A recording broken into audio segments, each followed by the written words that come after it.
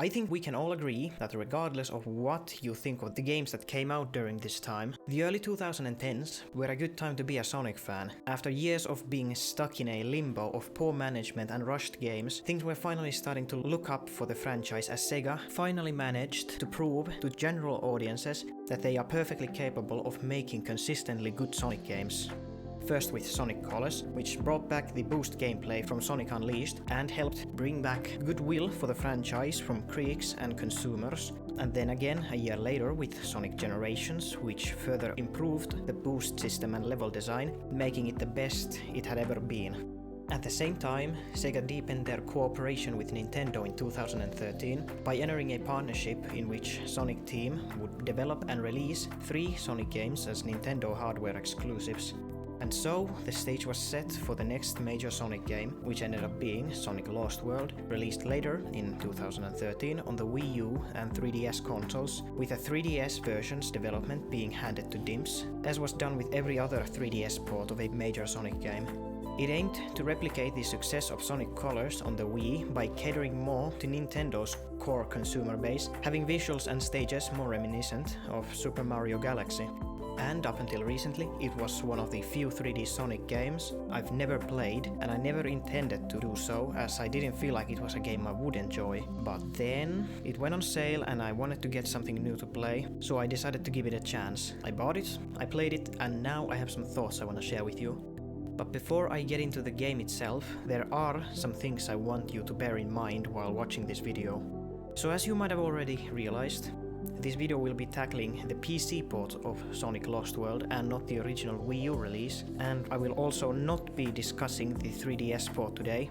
Don't worry, it's gonna get its own video eventually. Also, with the torn up state of the Sonic community, I feel it's important to state some things here and right now. Firstly, I feel it's important to state that I don't hate the quote-unquote meta-era games or the 2000s era games, and I think the whole debate and discussion around which era of Sonic was the best has been incredibly poorly handled by the community at large, and this video isn't meant to contribute to that whole mess. I just wanted to make that clear before we begin. Okay, so now with that out of the way, it's time to take a look back at Sonic Lost World. Enjoy!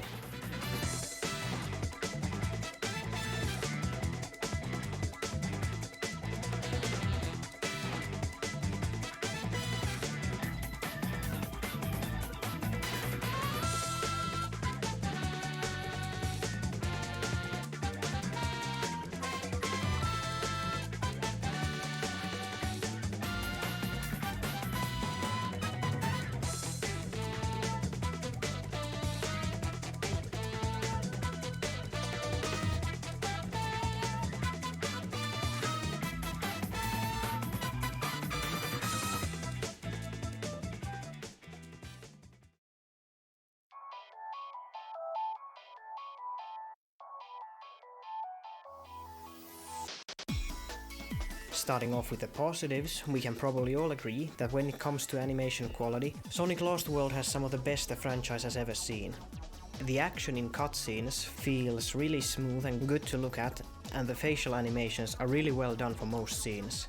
And the game manages to keep its good animation quality consistent throughout the game, which is not something you often see with Sonic games. Sonic's in-game animations are also well done. I especially like the super peel-out animation from Sonic CD that's used as Sonic's running animation. Lost World has a unique visual style among Sonic games, having a bright and diverse color palette that gives the game a cartoony feel, which makes it stand out from other Sonic games as a visual treat. And while I personally prefer the more realistic visual style and environments from the old 3D games, I still like the look of Lost World a lot and don't really have anything negative to say about it. The game is also well optimized and gives a consistent frame rate of 60, which I can appreciate as a low-end PC owner.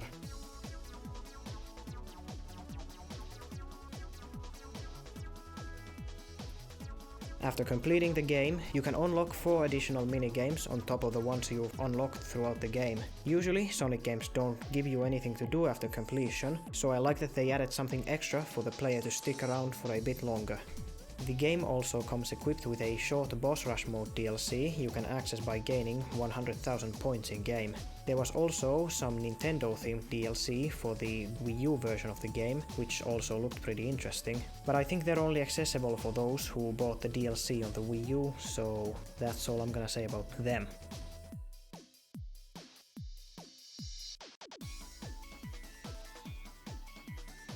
Unsurprisingly, the soundtrack is great, offering a wide variety of tracks, anything from energetic and cheerful to calming ambience and intense boss fight music. It's a soundtrack in a Sonic game, they're rarely if ever bad. Not that one, we don't talk about that one, okay? I do have one complaint about the soundtrack, which is that usually Sonic's soundtracks come equipped with a vocal track, which Lost World sadly doesn't have. Still a great soundtrack though.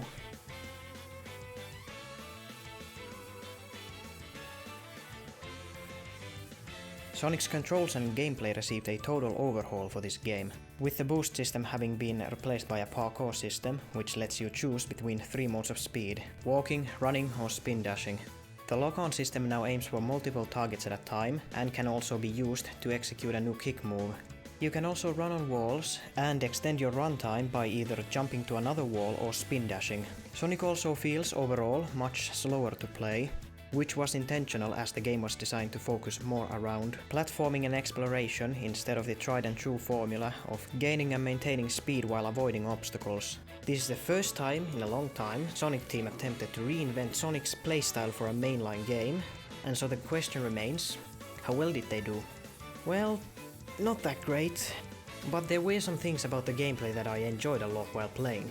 The spin dash was fun to use, and rushing past enemies and stages was definitely the best way to enjoy the game, and the only mode in the game that actually lets you go fast at all. Wall running is another fun mechanic the game added, and something I really wish they would have brought back in the series in some shape or form later on, but oh well. Specifically in 3D stages, the run feels well polished and fun to use, also thanks to its excellent audio design and running effects. It's definitely my favorite original mechanic the game added. When double jumping, you can spontaneously switch your direction on your final jump, which can be a lifesaver if you just ran over an edge. Unfortunately, the gameplay mechanics had far more issues than these good qualities could make up for. Wall running in 2D stages is not nearly as fun or satisfying as it is in the 3D stages, as you don't always stick to walls, and spin dashing to boost yourself just doesn't work. When running up vertically, it just didn't feel nearly as well polished or satisfying to use. When making a turn while running, Sonic suddenly loses all his speed, which I'm guessing was supposed to help in certain parts of the game. But the problem is that Sonic slows down even when you make the slightest of turns, which made running in 3D stages much less enjoyable. Another problem is Sonic's incredibly slow walk speed. I get that not every Sonic game has to be super fast paced to be fun, and that the slower walk and run speeds were supposed to help with tedious platforming, but it doesn't feel fun to use at all in practice, and you'll rarely, if ever, find it useful. And even when running, Sonic feels very sluggish, which is most apparent in the 2D stages. The new kick move also felt like a completely unnecessary addition, which aside from a couple of situations where the game forces you to use it to make any progress, didn't really serve any real purpose, being both much slower and overall inferior version of the homing attack. It was also very unintuitive, and most times when it was supposed to be used you wouldn't even know. And the lock-on system just overall felt very unresponsive and unintuitive at times, specifically when fighting bosses, and while the idea of locking in on multiple targets or charging up your homing shot isn't a bad idea, the time it takes for the lock-on effect to stack up or pick up multiple enemies feels very slow when compared to other Sonic games, which had you do that manually. Double jumping cancels your infinite spin dash, which felt like another really unnecessary way to slow you down at parts of the game where double jumping was necessary. You also lack the ability to build up speed from ramps or slopes in 2D levels, which makes them much less enjoyable to play, especially in levels that place ramps in a way that makes you think you'd be able to use them to boost yourself up, like you could in most Sonic games. But no, you're just stuck with your slow base speed throughout.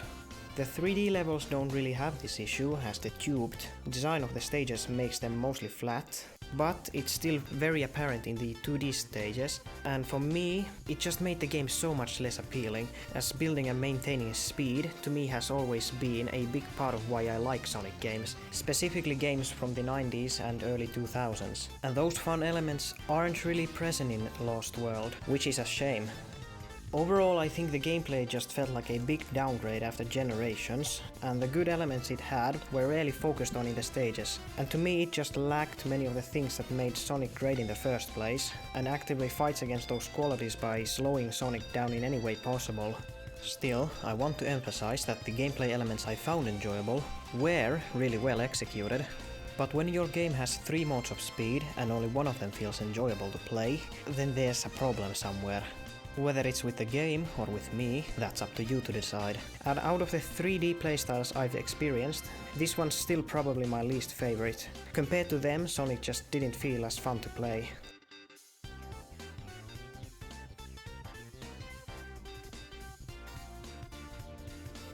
The game is split into 7 main areas, plus a bonus zone at the end, with each area containing 4 zones you'll be able to see and access from the game's hub world, where you can also find extra lives and hidden collectibles. These are Windy Hill, Desert Ruins, Tropical Coast, Frozen Factory, Silent Forest, Sky Road and Lava Mountain. The game consists of both tubed 3D levels and 2D levels that definitely needed to exist, alongside various gimmick stages, most of which didn't need to exist. In each area you face off against a member of the Deadly Six, who are this game's primary antagonists and natives to the Lost Hex, the continent where this game takes place in. More on them later. Starting off positively, I think the first area of the game is great, and while it still has the same problems I mentioned in the previous segment, flat levels and not enough focus on speed in the 2D stages, I still found these levels fairly entertaining to play. Probably because the 2D levels and gimmick stages took a much smaller role compared to the rest of the game. Also something completely unrelated to Lost World, but am I the only one who thinks the crystals in Windy Hill 3 look almost identical to the ones in Lego Chima? Only 90s kids will remember. Like and subscribe.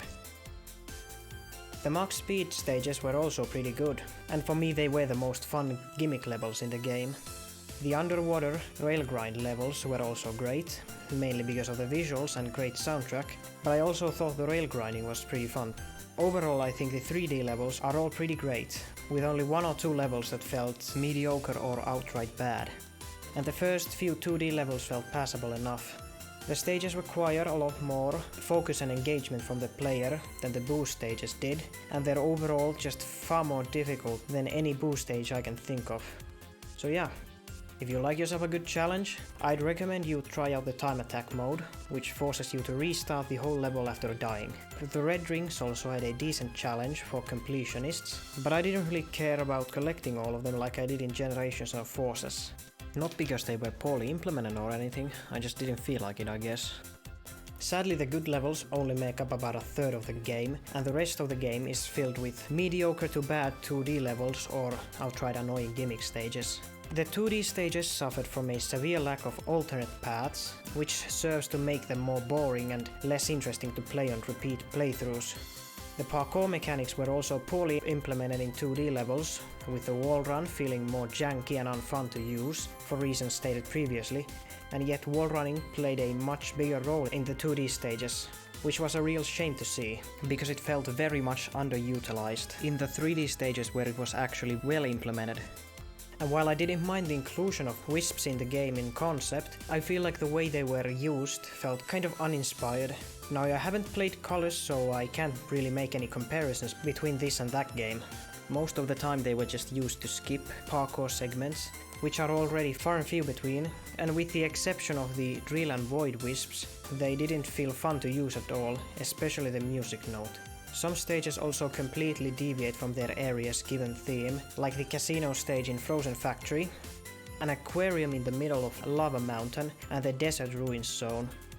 Not all of them are necessarily bad levels, but they felt very out of place and immersion breaking when playing.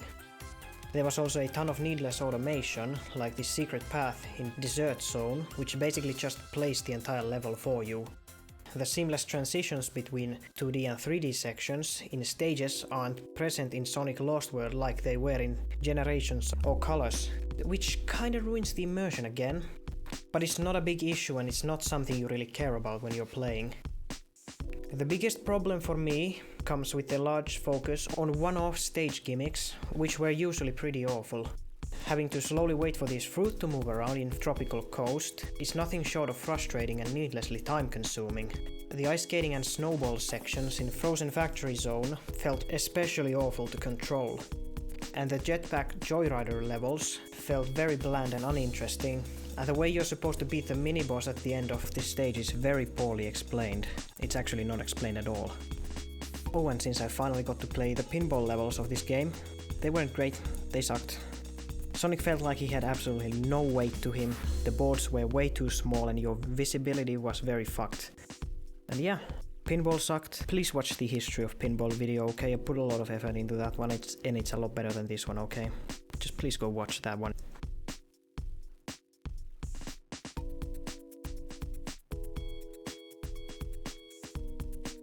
Despite the many issues I have with this game's writing, which, trust me, I'll get to in a moment, there actually are some positives I want to mention before I start tearing into this game like it killed my grandma.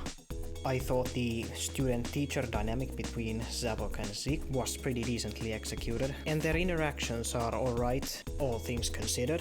And unlike the rest of the Zedi, Zavok actually acts like a threatening and ruthless villain, showing no care for his brethren and using them as essentially cannon fodder for Sonic, attempting to enslave him, and attempting a mass genocide. Overall, he just felt like a decently executed villain, and the only one out of the Deadly Six that feels even remotely threatening. I admit that for the better part of his existence, I didn't really like him, but over the years, I've kinda grown fond of him. I also really like how Eggman was characterized in this game. He is usually portrayed as the most reasonable and mature out of the main trio, as throughout their journey he's usually antagonized by Tails or Sonic first, usually Tails, with him rarely being the one to start any arguments with them. And yet, in the end, he goes out of his way to save Tails from Cubot and later consoles Sonic after Tails gets captured. Rotten sneaky! Tails acted for the greater good. Let's make sure his sacrifice isn't for nothing. Both things he absolutely didn't have to do, and I think it pretty well showcases both his intelligence and level-headedness in a way, in that he understands the gravity of the situation they're in and actively puts in effort to keep their alliance together, which again makes him a less predictable and more interesting character to follow. And at first, he also appears to be genuinely concerned for his and Sonic's homeworld, as he establishes at the beginning that he doesn't want to destroy it. The machine is unstable. We just want to borrow some of the planet's energy. We don't want to destroy it. And interestingly enough, only reaches out to Sonic and Tails after finding out that the Zedi planned to do exactly that. And whether he did so out of genuine concern, or more likely a desire to rule over the planet, it still drives him to be a force of good for a while. And it isn't really out of character for him either, as past games show that he has always been willing to help Sonic when he knows that they have a common goal. I don't know if it's a stroke of genius from Pontac and Graf, or more likely just me grasping at straws, but I was pleasantly surprised by how Eggman was written, in a way that shows both his goofiness and evil genius, alongside his pragmatism and glimpses of humanity, and overall just very decent character interactions that felt in character for him.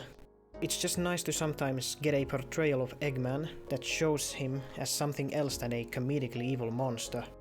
Which is also why I loved his portrayal in Sonic Frontiers. And then he double-crosses Sonic and Tails at the end, of course. Personally, I didn't even mind the twist itself, more so the fact that it felt very poorly executed, and felt like it went against how he acted for the entire duration of the game up until that point. If all he intended to do from the start was to use Sonic as a distraction to get past the Zedi, he could have done so by just following him from a distance and saved himself the trouble. There should have at least been something Sonic or Tails did to give him a legitimate reason to betray them. As again, it's already established that Eggman isn't really one to break alliances in times of need, and there's no way he could have actually known that he could even get an opportunity to stage his death, so his plan was completely dependent on an event that may or may not have ever occurred. It just doesn't really make sense to me that he could have had all this planned out from the beginning. It also makes Eggman go back on his previous statement about not wanting to destroy their homeworld. I just personally think that it would have made for a more compelling story and character arc if he had just decided to either leave the extractor there or try to reverse its effects himself. But oh well. I still liked Eggman here, mind you, but I just think there was a real missed opportunity to give him some more depth that he really needed at this point.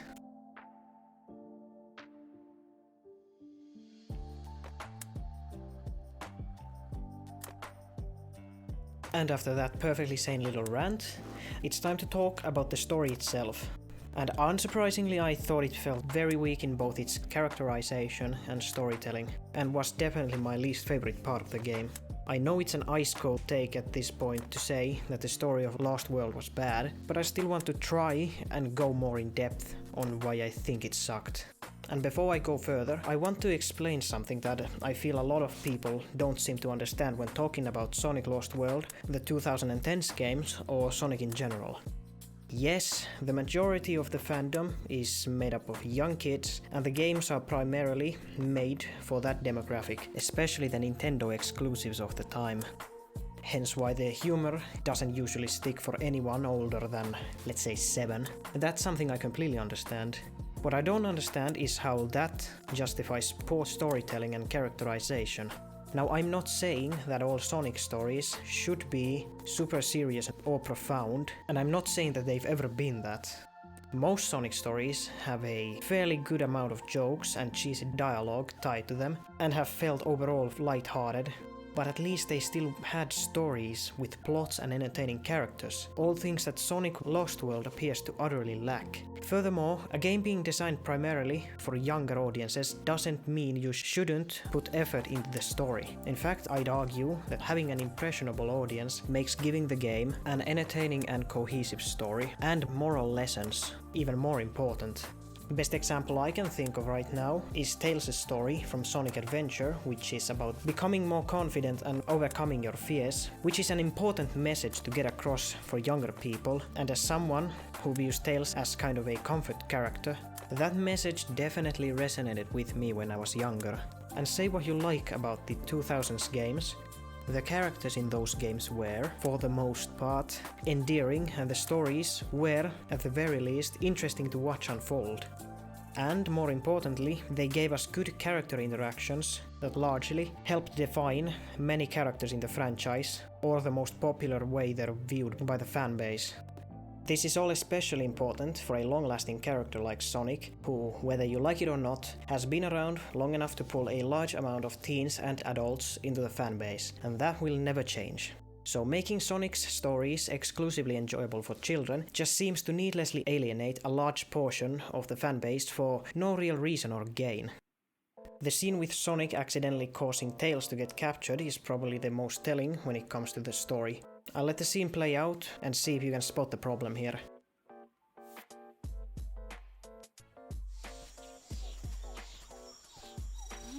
Something's not right. Huh. Must have missed this one.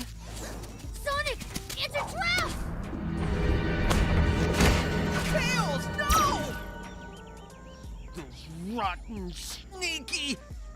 Tails acted for the greater good. Let's make sure his sacrifice isn't for nothing. I'm supposed to be the fastest, but I was too slow to save my buddy. Oh, so the game's core lesson is about Sonic learning to be more thoughtful and taking it slow sometimes. An interesting lesson. I wonder if it was ever talked about in any meaningful way besides this cutscene. Well, it wasn't. Aside from this single cutscene, he never actually ponders it or the devastating consequences it ended up having on his homeworld. And he doesn't have a gradual change of perspective throughout the story, rather he flips on a dime the second his friend is endangered, which isn't a satisfying way to go about developing a character. The big problem here is that the game just can't seem to decide whether it wants to tell an actual story or just jokes, so it often fluctuates between the two, causing the tone of the game to feel inconsistent, and the moments that attempt to be more serious or build up suspense feel more jarring than anything, thanks to how the rest of the game is. I'll get that from eating your black hearts, you Eggman wannabes! I think you're itching because you need a bath. I will burn your worlds, you rebellious scum! I will destroy everything you love and make you watch! No! No! No! Boss, your hands! As long as I can still strangle a Zeti, my hands are fine. They're gonna turn Tails into a robot! That's horrible! Oh, I don't know. Being a robot's not so bad. From where I'm sitting, it is a nightmare. Who thought that putting this bucket brain's head on me was a good idea?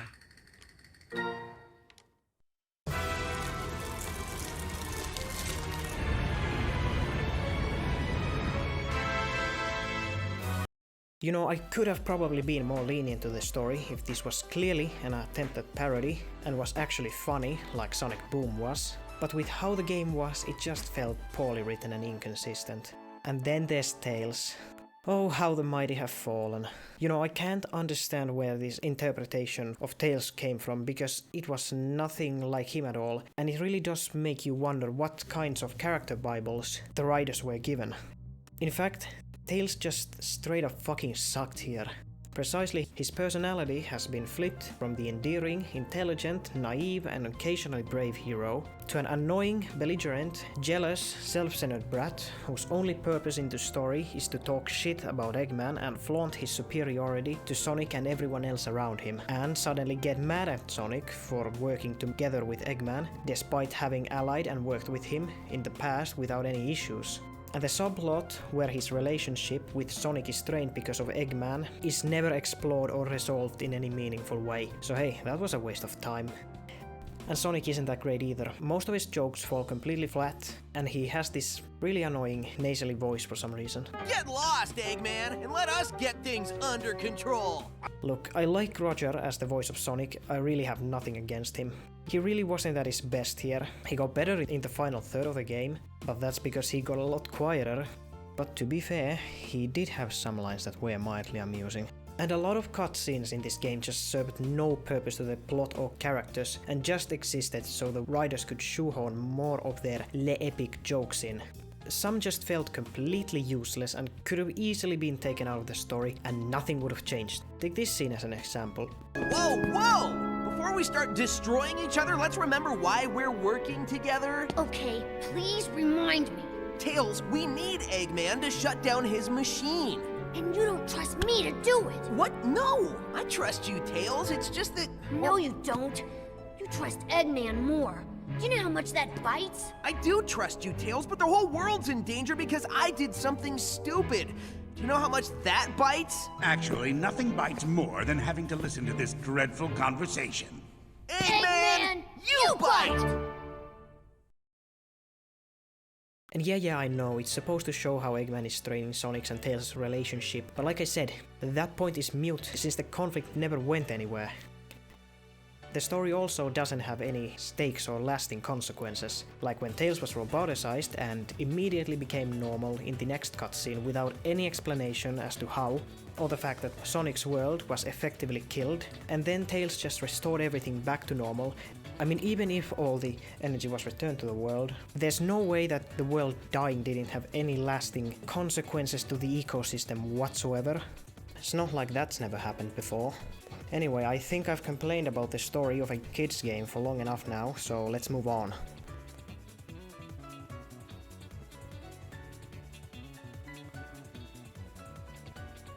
The Deadly Six were incredibly forgettable and one-note villains whose personalities and designs are some of the most uninspired I've seen.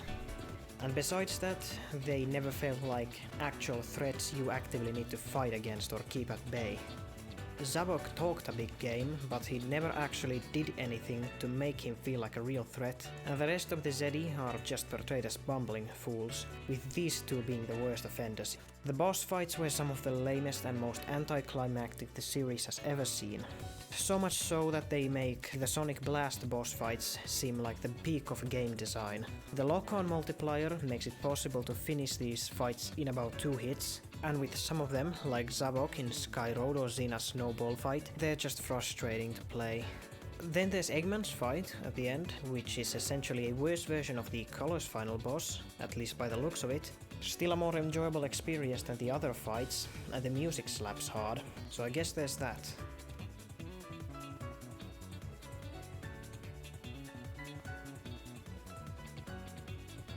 The game received much more mixed opinions from critics than Colors or Generations previously, with some praising the game as Sonic's best outing in years and others calling it a crushing disappointment, and everything else in between. The Deadly Six were probably the single most negatively received aspect of the game as a whole, and besides the comics kind of building Zavok up as an actual character, the rest of the Deadly Six seem to just have faded into obscurity over the years. From what I can see from watching videos from the time, the game received a ton of backlash from the community and especially the YouTube part of it.